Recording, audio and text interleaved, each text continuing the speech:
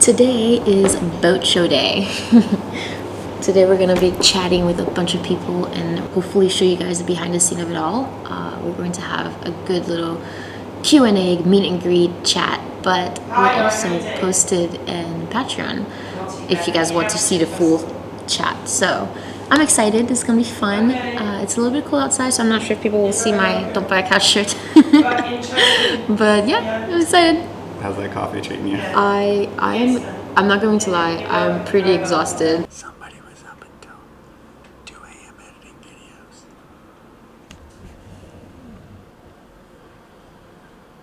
videos. We've been doing a lot of things for the past 2 days, and plus we've been sleeping late because of the daily vlog, which is fun to do, and I really like it, and I love that we can share what happens today the same day with you. I do need some coffee to keep me up.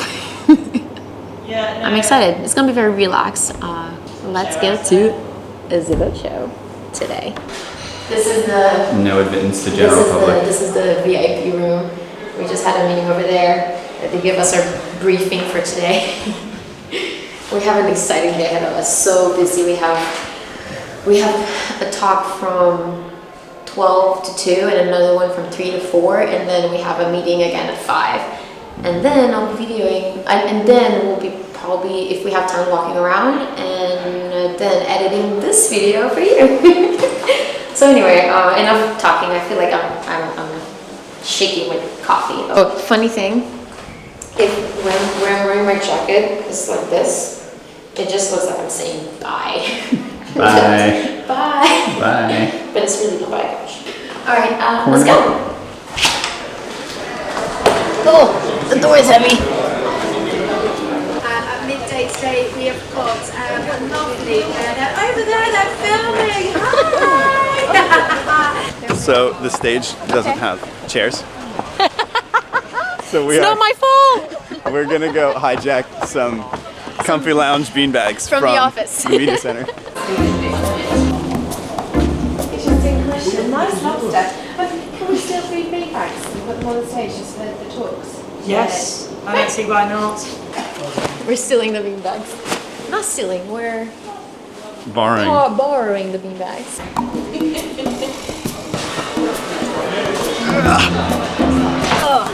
We shall. Oh, you're easy to spot. Got color coordination going on. I know. It's like I knew. You're feeling very blue today.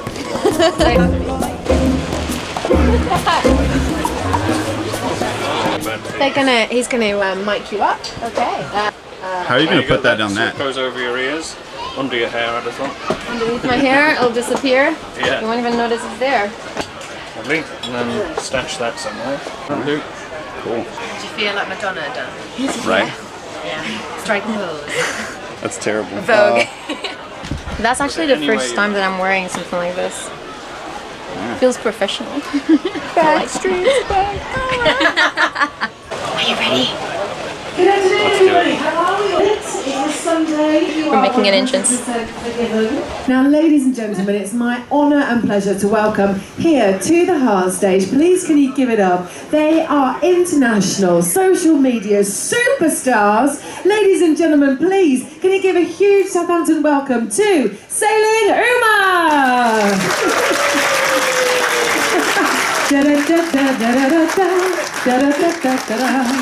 I feel sad that I didn't have any music. Now, we're going to sit down. This is the first for the show. I'm loving this. I like this. A friend of ours that give us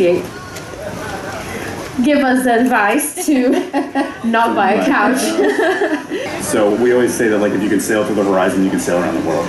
Because, you know, you sail to the horizon, you made it, you sail to the next. It's 10 miles. Like, if you can sail 10 miles, you can sail around the world. There's nothing really stopping you. Don't wait for perfection. Yeah. Just wait for it to be good enough that you can go, and you figure it out as you go. Yeah. And then the first thing we heard when we got on the boat was, "Did you see those people? I think they were naked." Oh my god. Oh, that was interesting. So that was a highlight of that night.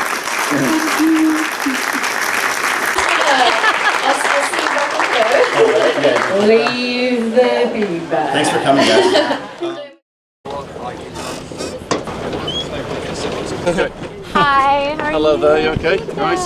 So Scaramouche here, which is a school-based sailing project. The school, which is based in Harringay, North London, and it's a self-funded project. We did the Fastnet last year, completed it, so the first comprehensive school to do the Fastnet, and our aim is to do the Fastnet next year as well in 2019. So we're the first school to do back-to-back Fastnets, and then ultimately the plan is then in December 2019 to do the ARC.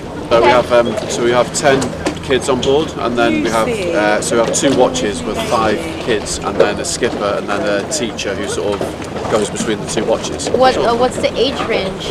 So the school's 11 to 18, and then we start them sailing at 11, and then at about sort of 14, 15, they progress on to Scaramouche, and then do sort of more offshore racing. And the ones who do the major offshore races will be sort of 15, 16, 17 years old. All of the major sort of attributes that you want from any sport are resilience and team building and that kind of thing, and confidence is huge, and they get all that from sailing. But the other thing they get, we hope through us, is a progression into the actual industry itself. Come on board. Can we go for a tour? Yeah. Oh yeah, they're here. This is Dan. Dan, hey, how's it going, man? Have you guys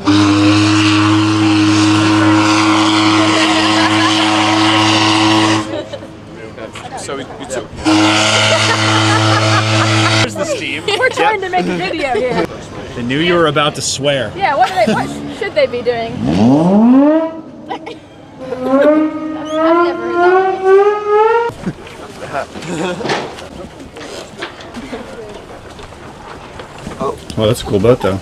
Yeah, it's a really. How do you know the length of the boat? 45. 45. So she was built in 1981, Admiral's Cup boat. So for the project was originally dinghy sailing, and then we tried to get involved with sail training races, and to do that you need a boat. So we bought her for, was it under 20,000? This, yes, 17,000. 70,000 pounds. As you can see, like it wasn't like this when they first got the boat. Yeah, sure.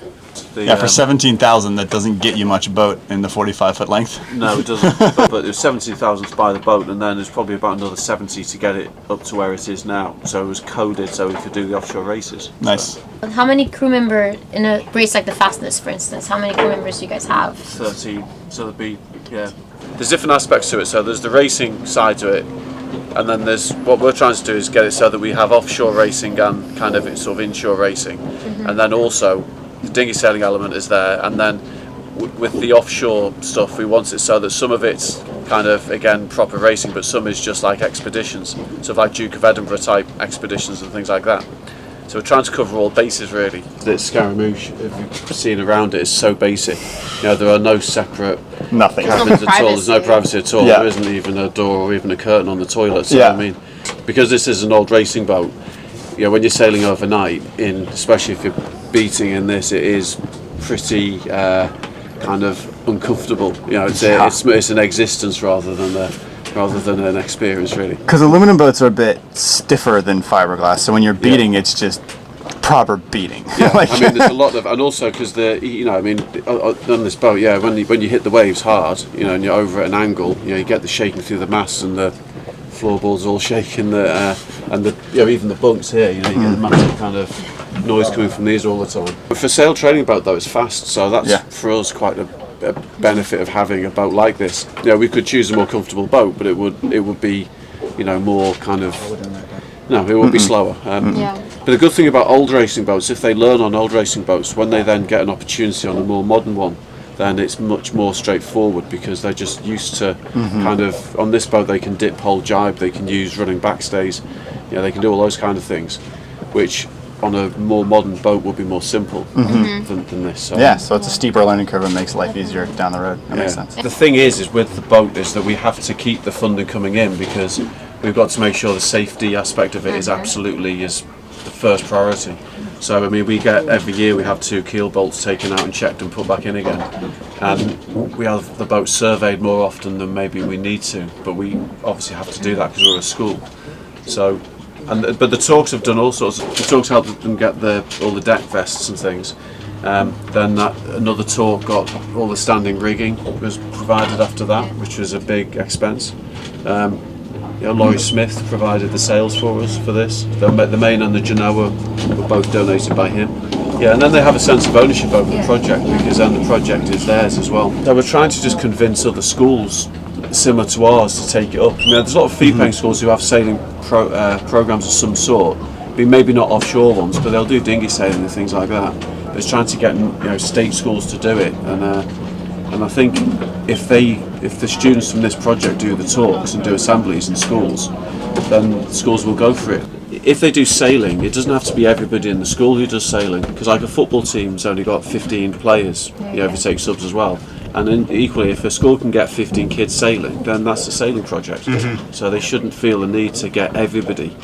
Some of them won't like it. Yeah. And the thing you learn with sailing is if you force someone to do it and they don't like it, they're going to hate it for the rest of their lives. Absolutely. The most important thing is just show them that there's all these different aspects to the sport, I think. Well, I mean, basically, the more funding we get in, the more we can expand the project and expand the help to other schools. So we do have a GoFundMe page. Right on. GoFundMe.com/Scaramouche, and that's who we are, and that's where we can get, That's right currently on. active. That's currently active, yeah. So, I mean, the more funding we get in, as I say, the more offshore races we will do with our own students. But then the more students we've got doing it, the more we can get other schools to join in as well. So, Very cool.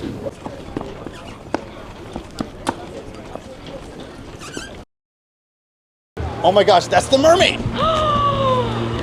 Kiga, I feel like are mermaids real? There's a mermaid!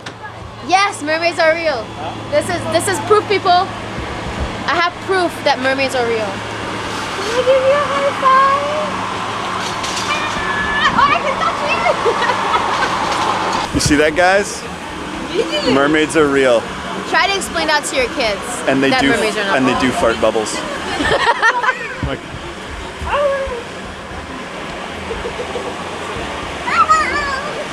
I feel like a 5-year-old now. you're the same size.